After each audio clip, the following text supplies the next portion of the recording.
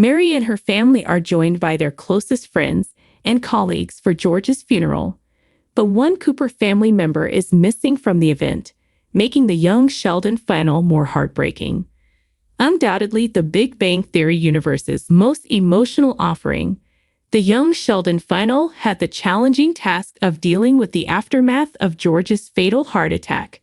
Appropriately titled Funeral, the first half of the series capper focuses on the family as they cope with the loss.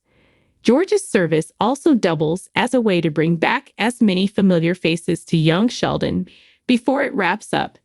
George once admitted to Mary that he was miserably unhappy in young Sheldon. While he didn't usually talk about his regrets, he cited that he had to sacrifice so much for his wife and the kids.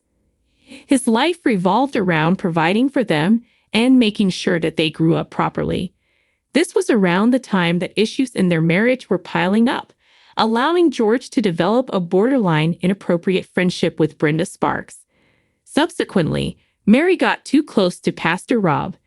The Cooper patriarch maintained his dynamic with his next-door neighbor because his loneliness made him crave good company. Admittedly, George wasn't a perfect family man, but looking at his life in hindsight, there is no doubt that he loved his wife and kids.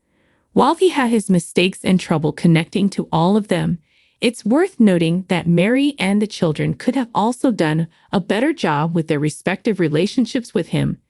Not having his side of his family during his funeral highlights just how isolated George had been from his original family because he was focused on Mary and the kids.